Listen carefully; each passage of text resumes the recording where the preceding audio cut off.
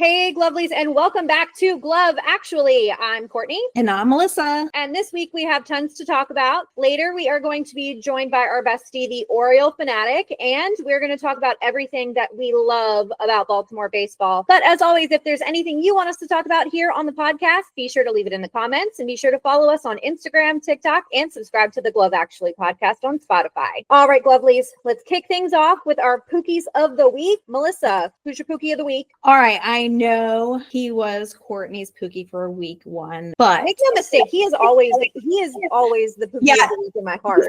Actually, permanently the week in the background. We always love him. However, for me this week specifically will be Ryan O'Hearn. We're going into the off season. Ryan's about to have a big change in his life. He's about to have his first child. Shout out Hannah O'Hearn, the people's princess. Yes, shout out to Hannah. I'm so excited. But Ryan's also going into free agency at the end of this season. So if you would like to come back to the Orioles, we would love to have you. I mean, the team is just not the same without you. So please come back, Ryan.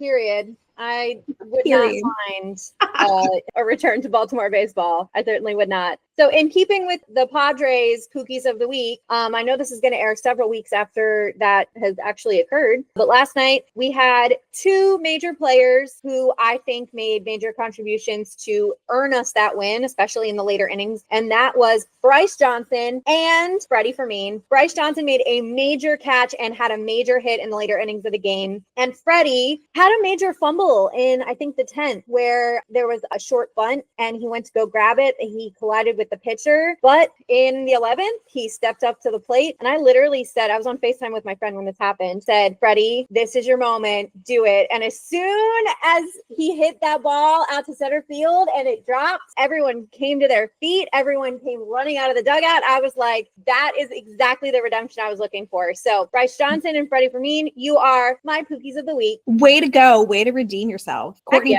she helped you out. All right, Glovelies, we want to hear from you. Who is your Pookie of the week? Be sure to let us know in the comments and tag your Pookie if you can. All right. So today we have a very special guest joining us on the podcast. Today we are joined by our pal Eli, who you may know better as OriolePhanatic. Welcome, Eli. Yeah, Eli, welcome. What's up, guys? Thank you for having me. Of course. Thank you so much for being here. So I'm super excited to talk Baltimore baseball with you. But first, I got to know, who is your Pookie of the week? The Orioles, I think overall they had a pretty good week for the most part. We swept the White Sox and then we took one from the Yankees, which is always nice. One player I think overall that stood out in the last week was Coby Mayo. He had a 364 average and a 917 OPS, which for Coby Mayo is very non-Coby Mayo of him. So yeah.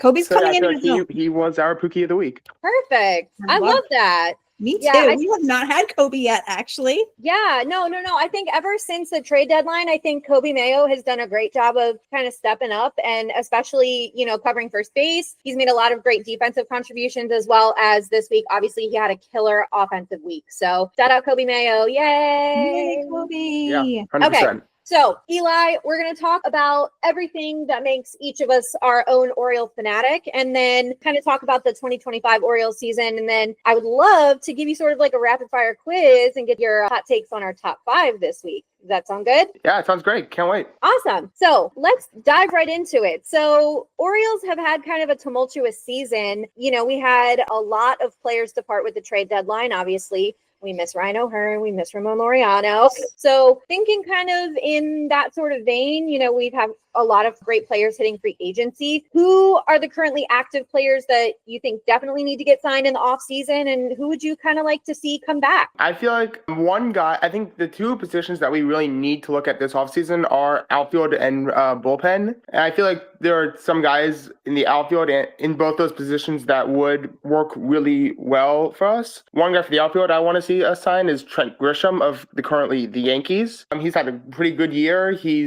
I don't think he'll be very expensive, taking him from a division rival. Also, I feel like he'll be a good outfielder for us since we got right now Cowser, O'Neill when he's healthy, and now Beaver's up. I feel like he could share some time overall with O'Neill when he's inevitably injured. We had Laureano, but then he was traded. And then for bullpen, another guy from the Yankees, I think Luke Weaver, he could work pretty well. Some other names I wrote down were Mike Soroka and Taylor Rogers. Taylor Rogers notably because he's another T. Rogers, and I feel like those guys have done pretty well for us. Just had one as our MVO. The content possibilities for T. Rogers and T. Rogers would be endless. I mean, we already have 3 Jacksons. Why wouldn't we have? Why not? Yeah, exactly.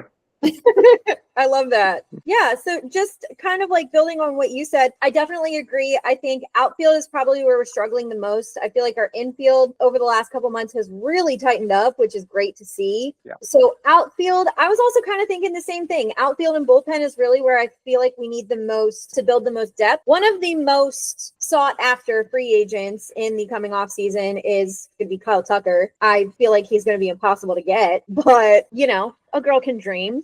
Also thinking in terms of bullpen, Zach Gallen from the Diamondbacks is also hitting free agency, if my information does not lie. And Robert Suarez has an opt-out at the end of the season. So is it possible that we could get Suarez and Suarez? Honestly, I could see it happening. I could see it happening. I want to see it happening. So all of the above. I would love to see him bring some of that strength to the Orioles and give the bullpen that much more depth. Yeah, I didn't even know he had an opt-out, to be honest. I was going to say, that's just what my research has told me. So if that's not true, don't blame me. Blame the Google. All good. I was just saying, in terms of outfield, like, am I seeing this right? Is Tyler O'Neill, does he have an opt-out as well? Yeah, I know he does have an opt-out. I don't think he's going to exercise it, though, but that's just my guess. But no, he does have it. If I had his contract, I would not opt out. Yeah. I mean, he's making a lot of money for.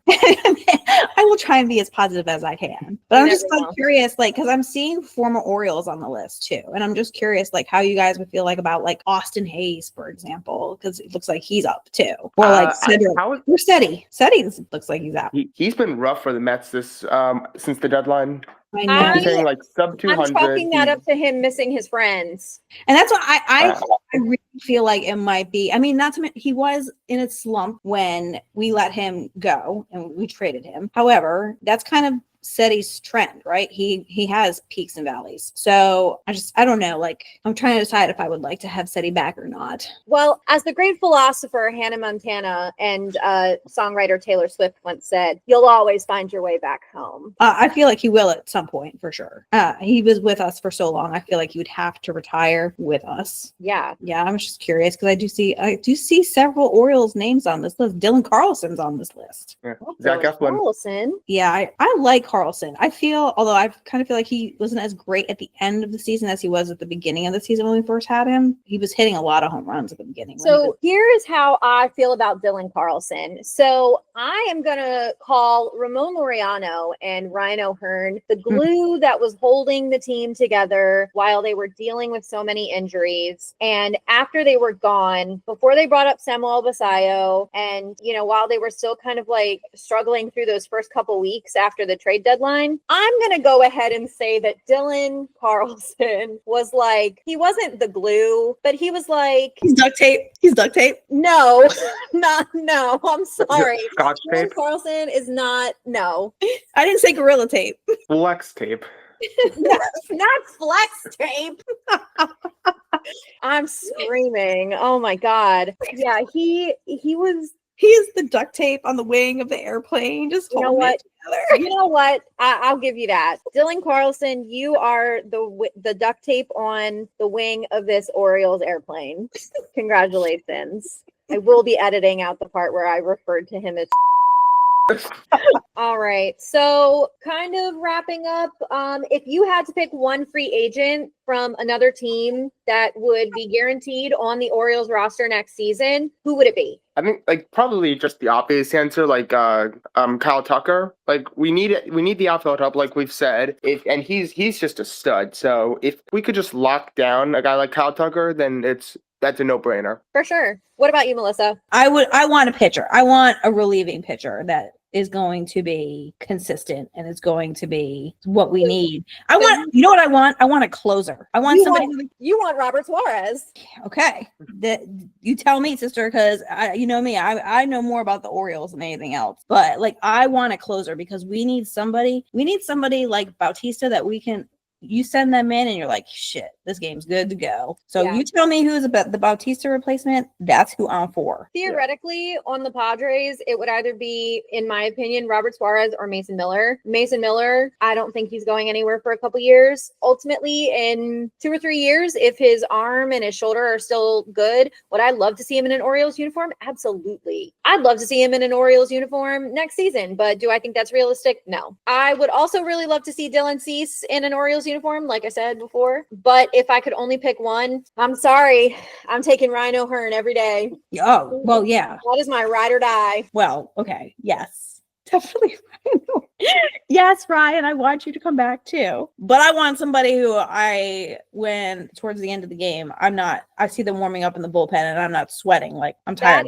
That's Robert Suarez and Mason Miller for me with the Padres. All right. Tell me. That was great. right. Okay. So, Eli, love all that. You have really great insights and you are such a great collaborator, especially with all things Orioles. But I would love for our listeners to get to know you a little bit better. Would that be okay if I give you a quick rapid fire quiz? For sure. Let's hear it. All right, let's go. Favorite sport? Baseball. Favorite sports team? Orioles. Favorite current active athlete? Emmanuel Rivera. Oh my God! Wow! He said Rivera. Oh my God! I love Emmanuel Rivera. If Emmanuel Rivera has 0 fans, it means I'm dead. For real. I have no idea where my obsession of him came over. It's just I like him. He's consistently good and he's not really out there much. He's just quiet and good. And I think who doesn't respect someone like that? How sad were you when we DFA'd him the other day? Oh my God. Shout out Emmanuel Rivera. I was a bit heartbroken. Oh. I was a bit heartbroken, honestly. So we posted an episode and my sign off was, I hope Emmanuel Rivera has fun this week. And then 4 days later, he got DFA'd. And I was like, it's all my fault. Sorry. Shame. All my fault. I'm so sorry. I completely derailed that. Oh my No, God. we both did. You're like, Emmanuel Rivera. Okay. Favorite movie? The Outsiders. Ooh. Comfort TV show? Not really comfort, but I like Suits. Okay. I don't really watch a lot of TV shows. Love that.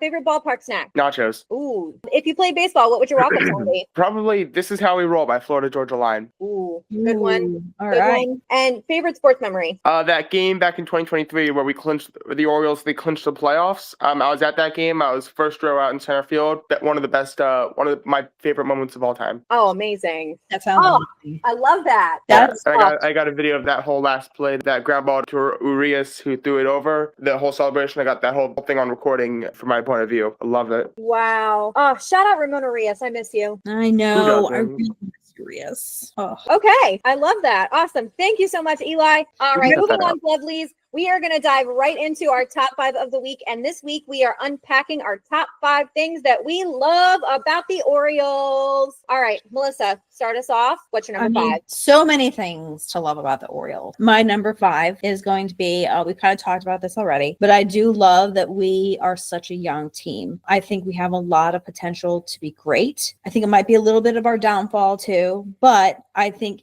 right now we have so much room to evolve because we have so many young players. I mean, we just have so much potential because we have so many of these young players, and I would love to see them just be members of this team for a long time and help us. Eli, what's your number 5? My number 5, I think, is the Orioles giveaways and promotions, what they do throughout the year. I think there's just a lot of really creative stuff. On tomorrow, I think they're giving out that Adley golf bobblehead. Imagine going to get that. Yes. Did you see his promotional video that he put out today? Yeah. I saw it. Oh my gosh, it was so funny. I just love him. He is so goofy. He's Chire.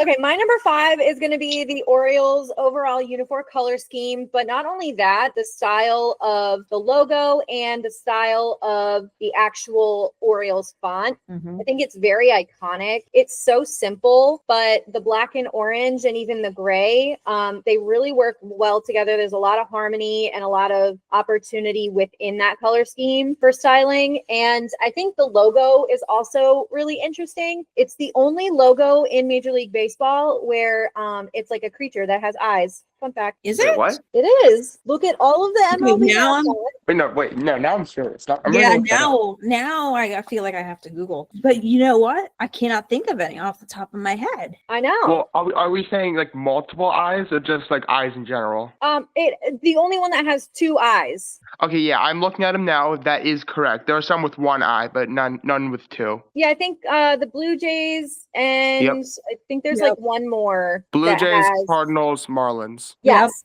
Okay. Yeah, but yeah, the Oriole bird is the only one that has 2 eyes. It's looking at you. It's smiling. It looks happy. It looks fun. Overall, I think that just adds to the overall aesthetic. So that is my number 5. Melissa, what's your number 4? My number 4 is Camden Yards. I love, of course, it's beautiful. Just the warehouse in the background, especially if you're there at the right time of day and the sun is setting and the sunlight's bouncing off those buildings. It is freaking beautiful there. But I love Utah Street. I love Kaiser's Corral. I love that we have the bird bath. And honestly, like as far as stadiums go, I personally think that stadium is so easy to get in and out of too. I have not sat in a ton of traffic getting in and out of that stadium. Like there's absolutely nothing I don't love about Camden Yards itself. I think they're so lucky that they get to play there. Shout out Camden Yards. Eli, what's your number 4? My number 4 kind of similar to what Melissa said. I've got to go with the Ravens, the dugout home run celebration now with like the Ravens helmet and the football where they charge through the rest of the team. It's just it's creative, it's fun, it's unique. They're having fun with something like that, and that's like who doesn't love fun? Yes, and it's nice that they're showing support for the other Baltimore team. That's right across. Oh yeah. Yes. Oh yeah. Baltimore specific. Definitely love that. Yeah. Like that is so cool. And they go to the games when they can. I love it. My number 4 is the Oriole bird himself. We did an entire episode about mascots, and the Oriole bird somehow managed to land on our top 5 cutest mascots list and our top 5 sexiest mascot lists. What does that say about us here at Glove Actually? I don't know, but Real bird. Who was your number 1 sexiest mascot? Okay. We actually all 3 of us had the same number 1 sexiest mascot, and it's Rosie Red from the Cincinnati Reds. Mm-hmm. So look her up. You need to listen to that episode if you haven't already. Episode 3, the mascot episode. It is so chaotic. I'm ashamed to say I haven't listened to that one yet, but I will. Right after this. Yeah, it got weird. It got a little weird. For the crossover from cute to sexy, get you a mascot who can do it all, the Oriole bird. Oriole bird does both. Okay, Melissa, what is your number 3? All right, my number 3 kind of goes to what Eli was just saying, and it's the camaraderie between the players. I just love how close they all seem. They seem like a close-knit family. I love that when they go for spring training, a bunch of them rent a house together and stay together. I love the way that they joke together and they brag on each other. It looks like such a fun team to be a part of. So much so that I seriously, on my bucket list, I mean, it will never ever happen, but I would love to like just hang out with these guys. And I'm not even talking like a drink. I'll play around to Uno with you guys. Hang out. Yeah, let's go. Yes. I think that they would be so much fun to hang out with. Shout out Uno. No mercy. No mercy. Eli, what's your number 3? For my number 3, it's just Trevor Rogers and Emmanuel Rivera. No, I don't think any explanation is needed. Just love them. Mm-hmm. Emmanuel Rivera gets 2 shout outs in 1 episode. Yeah, he does. He deserves it. He really does. Orioles, if you're listening, bring back Emmanuel Rivera. Give the people what they want. That's right. Give him a 15-year contract. Please. Give him Let that the Soto man play baseball contract. forever. Oh, I love it. My number 3 is going to be our amazing Masson broadcast team. I have mentioned this previously on the podcast. I have waxed poetic about our Masson broadcast crew, and I mean it. Ever since I've become a Padres fan, I have watched a lot of other sports commentators. There is nothing that compares to the Masson broadcast team. Baltimore is so spoiled. So shout out Kevin Brown, Ben McDonald, Jim Palmer, Melanie Newman, Rob Long, my bestie, and also Jeff, Brett, everybody else at Masson who makes that listening and viewing experience so special. You and are fun. one of a Brian kind. Roberts. Yes. Brian Roberts, yes, Brian Roberts. Yes. Anybody who ends up in that Masson broadcast booth who contributes to the overall watching experience, hats off to you. Yeah, I I love them. And that's a good one. 100%. Not on my list, but that's a really good one. I didn't even think of that one. I will honorably 100%. mention that because that's such a good one. Melissa, what's your number 2? My number 2, let's get all a little sentimental here. I love how it has brought my family together. Yeah. My husband has been an Orioles fan for life. I am an Orioles fan because he is an Orioles fan, but I'm also an Orioles fan because he made my daughter an Orioles fan. It's been great because it's given us new things to talk about.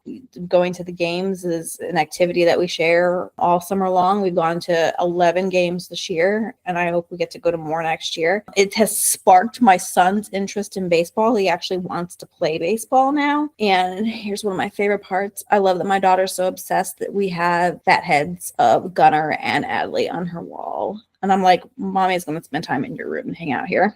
You just hang out in your daughter's room when no one's around. 6 foot fat heads. One of Gunnar, one of Adley. Oh my God. Yes. That's so funny.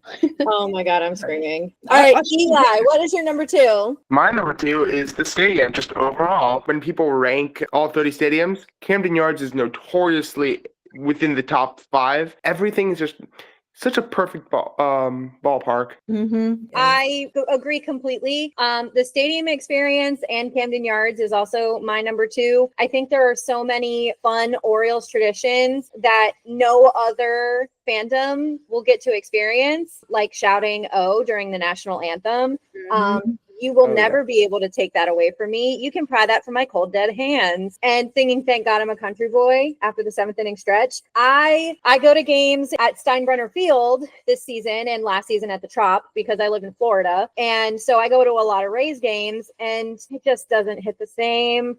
I'm being so for real. That is nothing against the Rays. There's nothing against the Trop or Steinbrenner Field because everyone there has been lovely. However, the fan experience at Oriole Park at Camden Yards is unlike anything. And like you said, Eli, it's why people rank it so high. It's a beautiful place to be and a beautiful place to play baseball. So shout out Oriole Park at Camden Yards. Yes. Love you, Camden Yards. Love you. Do we know why they do "Thank God I'm a Country Boy"? Yes. I've been wondering that. Hold on. I actually do know this. It has been bothering me actually, and I've been meaning to look up. You say you know that? How long have you been waiting for someone to ask at just the perfect time for you to explain it to them? So according to legend, there was a shortstop in, I think like the 70s or 80s who was like, hey, we need to play more like popular music. And when they tried out different songs that season, "Thank God I'm a Country Boy" for some reason got everyone the most lit. So apparently he was a friend of John Denver. No, he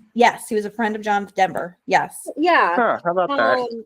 So some of the bench players, when they would play it, when they would do the 7th inning stretch, they would do like they would do like an air band. So that became like a thing. They started playing it right after the 7th inning stretch regularly, and then it became a tradition. Since 1975. 1975. See?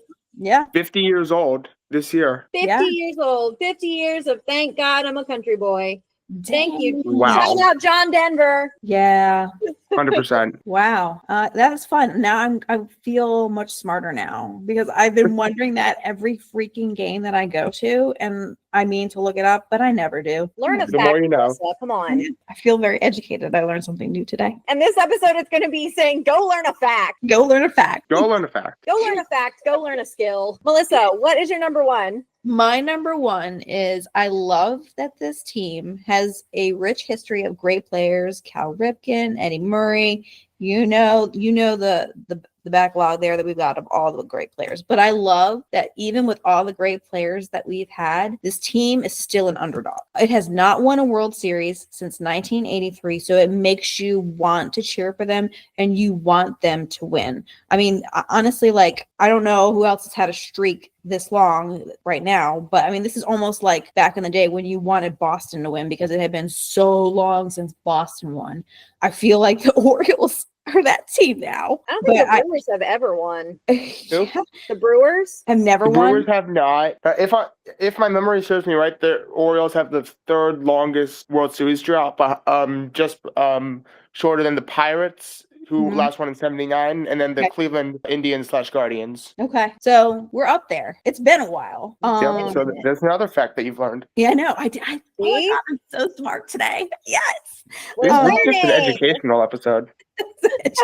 But I mean, I prefer underdogs. I don't know if it's just because my husband has passed on crappy teams for me to be fans of. I'm also a Commanders fan.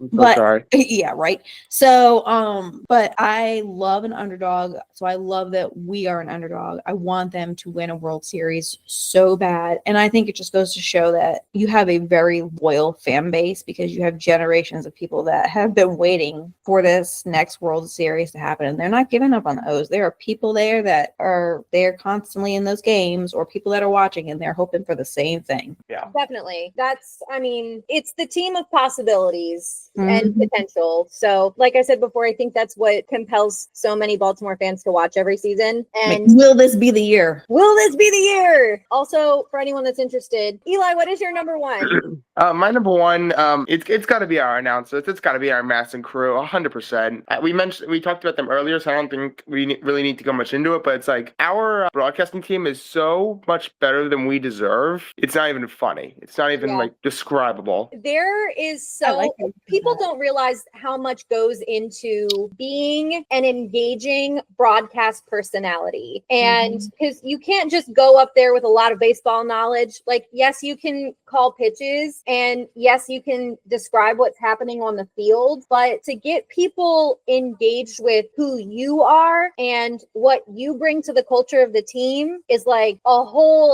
other ball game. And I think that's something that Masson does really well, is that it highlights and takes from the history of the team. Melissa, like you were saying, the team has such a rich history. So they incorporate Ben McDonald, Brian Roberts, Jim Palmer into the Masson broadcast crew. That's such a smart thing. And a lot of clubs do that. They pull and call on former players to join the broadcast team. There's nothing like the Masson broadcast crew. I've said it once, I'll say it 100 times. You will never shut me up about them. Agreed. 100%. One thing I do want to say, in addition to the Masson broadcast crew, the Orioles social media and marketing department S tier. I follow along with the live tweets, and they hit on a lot of pop culture trends. They put together so many fun ideas, like when they had Colton Cowser lead the cow around. Yes. Yards. Yeah.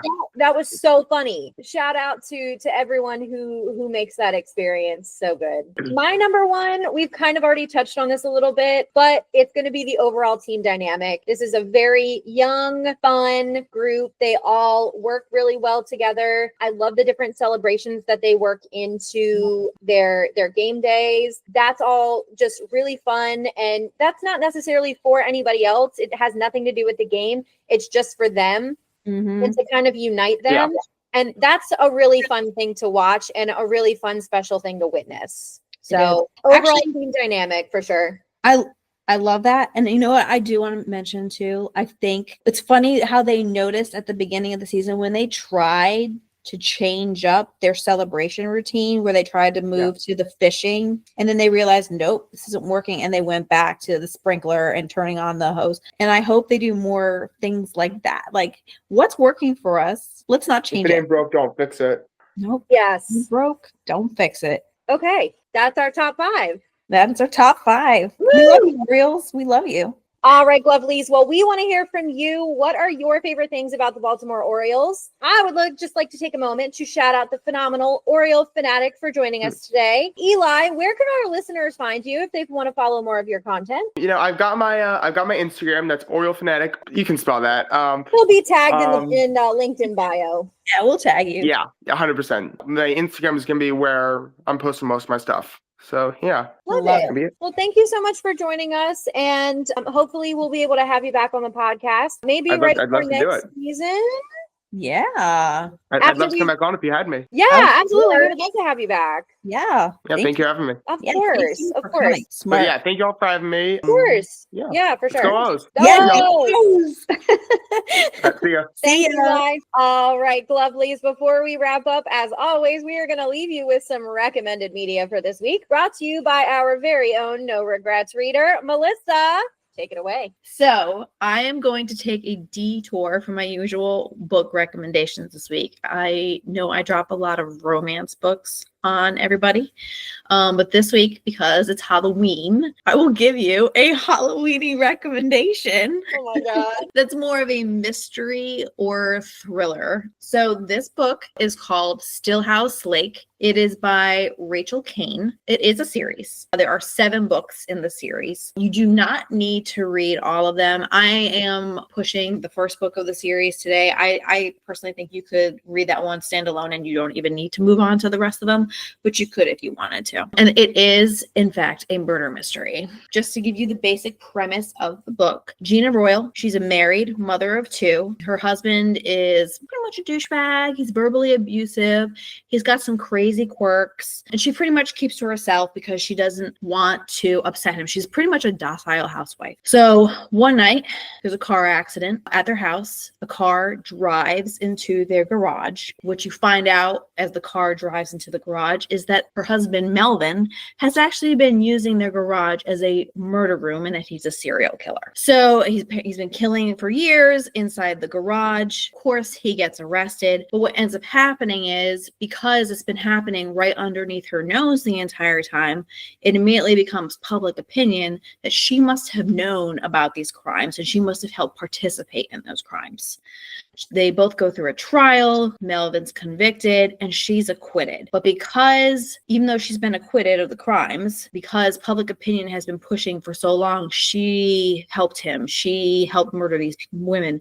She's getting death threats. Her children are getting threatened. So what ends up happening is she moves away from where they live, changes their name. So she changes her name from Gina to Gwen. But what you end up seeing is this docile housewife becomes this badass protective mother who's not going to take any shit from anybody, and she's going to make sure that her kids are safe. It's a constant cycle for them. They move somewhere new, they change their names, the kids start going to school, they get settled, and then somebody finds out who they are, the threats begin again, and they have to move somewhere new. So when the story really kicks off, they have settled in a new place called Stillhouse Lake. It's a very quiet community. They basically live in the middle of nowhere. She has crazy security system protecting her house. She's somebody who is constantly aware of what's going on. She actually spends time on the dark web to make sure that her family isn't found and isn't being stalked. Things start to get a little bit crazy though. One, they get a brand new neighbor, the single guy who from out of nowhere moves in right next door. He seems very friendly, but he also kind of seems to be aware of who they are. She kind of sets off her radar there. Then there's a murder on the lake. A body shows up, and then she starts getting threatening letters from her husband in prison. So all 3 of these things start happening at the same time, and you kind of get this mystery of, well, who killed the girl? There's the mystery of who this guy is that lives next door to them, and then it's the mystery of how the hell did her husband figure out where they are? Is he really a threat to them? So I really like the story for a few reasons. You have this woman who evolves into this total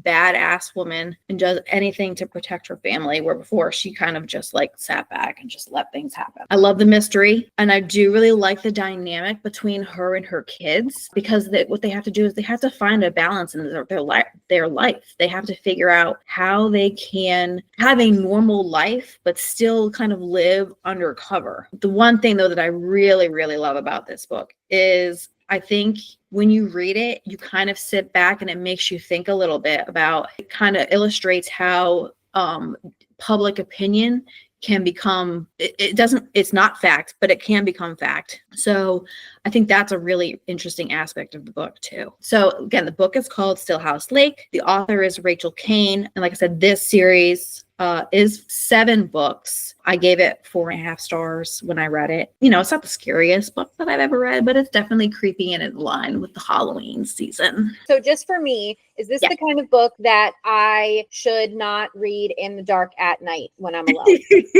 It depends on how easily scared you are. It's definitely. I have to look up, horror movies like plot Yeah. on Wikipedia before I watch them because I can't take it. I don't like being spooked. I might not read it alone in the dark at night, especially when it comes down to how the hell did he find me? And he's a twisted serial killer, man. Yikes. Yes. Okay. Yes. Oh, and absolutely no spice in this one. No spice. All Halloween. No spice. There is a relationship, but there is no spice. I need a Halloween romance novel. And I can find those. Called Halloweeny. I have many of those too. I figured I would mix it up this week, but I have many. All right. Well, Melissa, thank you as always for those wonderful recommendations. And if our listeners would like to talk to you about these books or make recommendations of their own, where can they find you? They can find me on Instagram and on Facebook at no_regrets_reader. Give me those recommendations. I love them. All right, Glovelies, that's going to do it for this episode of Glove Actually. Once again, I would love to thank Eli, the OriolePhanatic, for joining us, and thank you all for listening. Be sure to follow us on Instagram, TikTok, and subscribe to the Glove Actually podcast on Spotify. Be sure to turn on post notifications to stay in the loop when we post new episodes every Wednesday. So, Melissa, what are you looking forward to this week? Who do you hope has fun? Who do I hope has fun? Okay, so in episode 2, I pushed my favorite author, Kate Stewart. This week, Kate Stewart is hosting her second Taste of Triple Falls event, which occurs at Point Lookout Winery down near Hendersonville, North Carolina. I'm super bummed I cannot go. I would love to be there, but of course it's on Halloween. So, when you have kids, you can't really miss Halloween. But the area where she holds this book signing is the same area that her Ravenhood series is based off of. Yes, I have been there. She has on her website a tour of places that are inspired for certain scenes in her books. I went a couple of years ago with my book besties, and it was amazing. I have been to Point Lookout Winery. I just have not been for her Taste of Triple Falls event, but I would love to go one day. And I hope everyone who's going have a great time. I am super jealous. Can you keep a secret? Oh, can you keep a secret? That's for your books, buddies? That's the tagline for the Ravenhood series. Okay. Ooh, that's so fun. I love that. So I know that we're recording this a few weeks early, but when this airs, I will actually be in Germany. Oh, fancy pants, Germany. Traveling overseas. Yes, I will be in Germany for my friend Kayla and James's wedding, which I'm lucky enough to actually be a part of. So I hope that my friends Kayla and James, who are getting married this weekend on Halloween, I hope that they have fun this week. That is so fun. A destination wedding on Halloween. So she, just to give you a little backstory about my friend Kayla is a dual citizen, and she goes and visits Germany regularly. Last year, her and her fiance, James, who are friends of mine from college, they went to Germany to visit her family, and he proposed to her in Germany in front of this beautiful cathedral. Aww. So they are actually getting married in Germany on Halloween in a castle. That is too cool. I know. Oh my God. That's going to be so fun. So I hope I have fun this weekend, but more than anything, I hope that Kayla and James have fun this weekend. Happy wedding. I don't know you guys, but happy wedding. You will know her. So my friend Kayla is a very talented graphic designer, and she is she is working on some brand new graphics for the podcast. So stay tuned for those. Stay tuned. We are going to have Kayla as a guest on a future episode to talk all about the new graphics and to talk all about logos and fonts and everything that you can think of regarding that from a baseball perspective. So that is going to be super fun. So there's lots to look forward to. And of course, there's lots to look forward to for Kayla and James. I wish you both a lifetime of happiness, and it's here on the internet forever. So mwah, I love you both. Aw, that's nice. All right. Well, this has been Glove Actually. I'm Courtney. And I'm Melissa. Thank you so much for joining us today. Have a great week, Lovelies. And as always, be kind, keep it cute, and stay glovely.